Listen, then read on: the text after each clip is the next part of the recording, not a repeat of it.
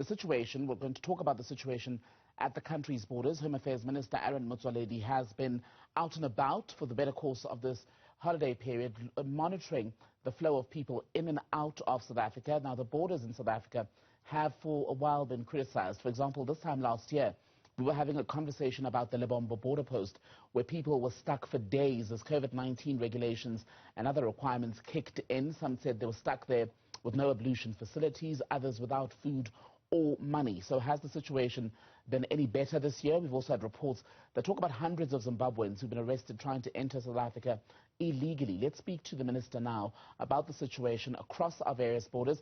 Minister Motsoaledi, good evening to you, sir. Welcome to News at Prime. Is traffic at all borders in and out of South Africa free-flowing tonight?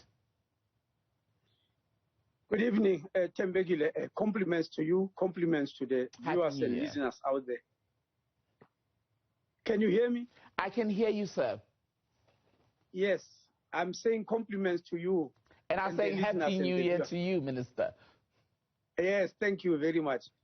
Yeah, traffic is flowing very well. There are no problems. In fact, I heard in your introduction talking about people being stuck at the border because of lack of service for COVID tests. If you go to Mosina today, you'll find lots and lots of tents from the private sector where people have pitched up the tents to offer the service. But when I was there yesterday, it was very slow. Most of the time they were empty because there were very few people. Because the people who were coming through were coming illegally and they were being caught at the borderline and in the roadblocks. And I was referencing the situation at the Lebombo border post last year because that is what grabbed attention. And one of the remedies which you then implemented at Lebombo was, for example, over this festive season, a 24-hour traveling period where you operated for 24 hours to allow especially freight vehicles to get through. How much has that helped you? No. Lebombo has always been operating for 24 hours, by the way. What we have done this year was to increase the hours of operation for most of the border posts which are the busiest, like Oshoek, for instance, which is not operating for 24 hours. But Beitbridge, for instance, has always been operating for 24 hours. What you saw in Lebombo last year was poor planning on the side of Port Health, where they didn't have enough people or enough facilities to check for COVID-19.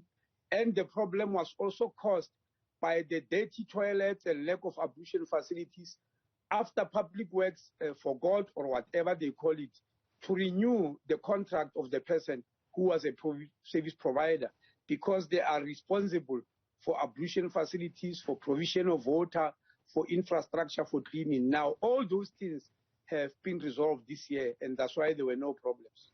So it's your word then tonight that all of our borders are fully COVID-19 compliant?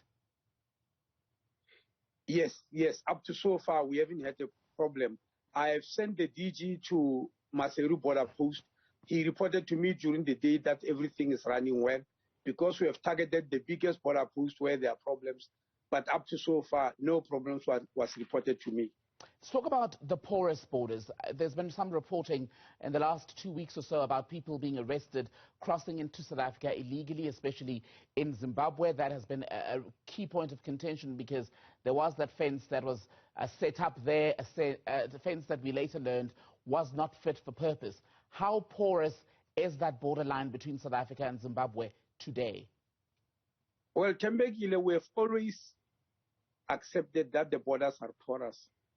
And I was there personally yesterday and today in Mosina at the border post. What you are saying, I saw it with my own eyes, where people are crossing and how they do it.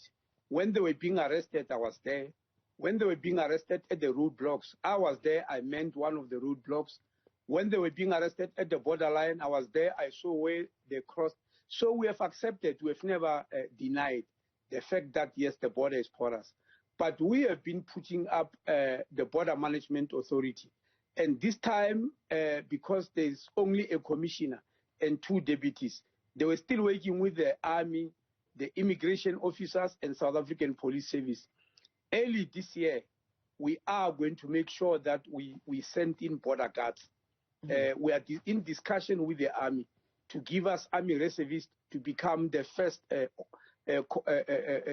first group of border guards to man our borders, so that the army can do what armies are for, to guard the country and not to be chasing around people who are crossing illegally. So there will be border guards there. We are still printing their uniforms. We've got the logo being organized with the Department of Trade and Industry. We've already bought some Land Rovers. We're already using 3 of these Land Rovers today, but nobody can see that they belong to the Border Management Authority because they are not yet branded. They are going to be branded. You are going to see lots of them. They will be using helicopters. They will also use drones. So there will be all sorts of things to be used. Then experts will decide for us. They will tell us and advise us whether we need to rebuild a fence or do something else. But all of those efforts are likely to be greatly undermined as long as you've got officials within your department who are stationed at these borders who themselves facilitate illegal crossings into the country for financial benefit, no? Well, yes, there are those people who are doing so, but we are doing our best to arrest them. As you saw in November, how we arrested 1 police officer and 6 Home Affairs officials and 1 Mozambican hawker at the Lebombo border post. It was part of that operation. But the other thing we are doing, like yesterday and today when I was at Musina, we make sure that some of the officers we get are not from that area. They are from Gauteng, and they were there with us. And so if you are corrupt, you'll be scared because you won't know who's working with you. And that is going to be the order of the day. We'll mix people, change their position so that those who are corrupt become uncertain as to who is around them. But that is one of the measures. Minister, pardon me, how many overall officials have been arrested for doing that? Because if there's only an example of 1 or 2, it's not going to stop. Oh, gosh, I didn't bring the figure here. When we arrested the 6 people, I was just giving them as an example. I actually issued statistics of several people who were charged, dismissed, and are serving sentences for various offenses in terms of bribery. If you want that, I'll tell the spokesperson to give you the list. People who are already serving 8 years, people who have been dismissed from work, like I was mentioning this lady in our Namibian embassy, who was selling visas to Pakistani nationals to come to South Africa. We were able to catch those visas before the people came in. We suspended her and we fired her. The Hawks were about to arrest her when she unfortunately passed on in November this year. So we have got lots and lots of people who are being arrested. Remember, the anti-corruption unit in the Home Affairs Department is one of its own kind. There is no department of government that has got a unit headed by a DDG. That means a whole branch. Most of the units are called risk. They are headed by directors, but ours is a DDG, the second in charge, because we know that corruption is everywhere in Home Affairs, and that work of arresting them has started, and I'm telling you, you'll see a lot of that happening this year. How many people, do you have any numbers currently of how many people have been arrested trying to make illegal crossings into South Africa, specifically in the December period? Yes. No, I only kept figures for yesterday when I was there and for today. Yesterday, it was 340. Today, it's 337. Some being caught at the borderline, the others being caught at the roadblocks.